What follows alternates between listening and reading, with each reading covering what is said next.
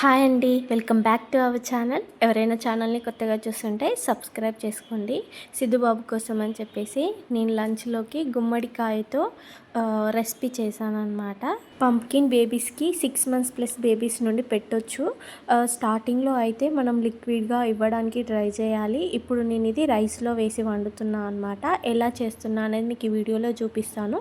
మీరు కూడా మీ పిల్లలకి ఇలా పెట్టడానికి ట్రై చేయండి. వీక్లీ నేను ట్వైస్ అయినా ఇవ్వడానికి ట్రై చేస్తాను.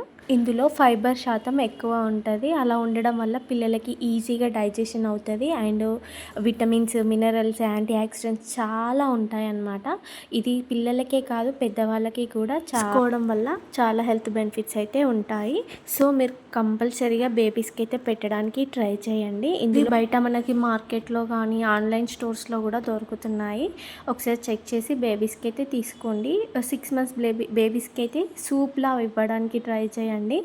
అండ్ మామూలుగా 8 months 9 months బేబీస్కి అయితే స్టీమ్ చేసి ఇచ్చినా వాళ్ళు ఈజీగా తినేస్తారు. దీనిని ఫింగర్ ఫుడ్గా కూడా ఇవ్వచ్చు బేబీస్. ఇది నేను కుక్కర్లో ప్రిపేర్ చేస్తున్నాను, ఎందుకంటే మంచిగా మెత్తగా ఉడకాలి కాబట్టి. ఇక్కడ నేను కందిపప్పు తీసుకుంటున్నాను.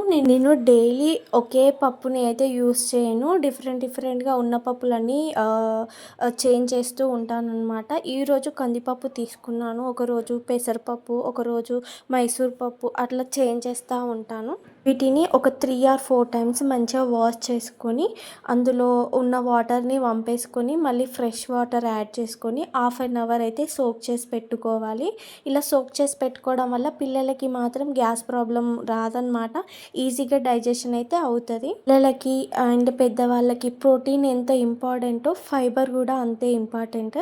సో మనం ప్రోటీన్ ఒకటే చూసుకోకుండా ఫైబర్ కూడా ఉండేలా చూసుకోవాలి. అప్పుడే వాళ్ళకి ఈజీగా డైజెషన్ అవుతుంది. మనం ఎంత ప్రోటీన్ పెట్టినా కానీ 1/2 hour సోక్ చేసి పెట్టిన తర్వాత ఇక్కడ నేను కట్ చేసి పెట్టుకున్న గుమ్మడికాయ పీసెస్ని ఇందులో యాడ్ చేసుకుంటున్నాను. అందులోనే కొంచెం పెప్పర్ పౌడర్ని యాడ్ చేసుకుంటున్నాను. వాళ్ళకి సాల్ట్, కారం అట్లా ఏం యూజ్ చేయం కదా. పెప్పర్ అయితే వాళ్ళకి కొంచెం ఘాటు తెలుస్తుంది.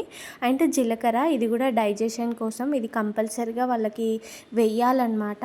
ఇవన్నీ వేసిన తర్వాత ఒకసారి మంచిగా కలుపుకొని అందులో 2 వెల్లుల్లి రెబ్బలు అండ్ కొంచెం చిటికెడు పసుపు వేస్తున్నాను.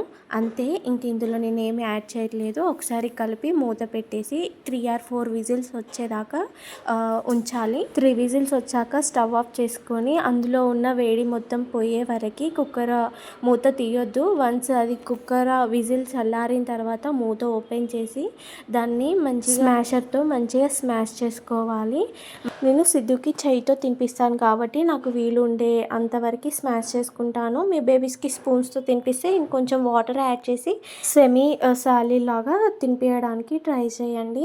కంపల్సరీగా పంప్కిన్ అనేది వీక్లీ ట్వైస్ అయినా యూస్ చేయండి. చాలా హెల్త్ బెనిఫిట్స్ అయితే ఉంటాయి.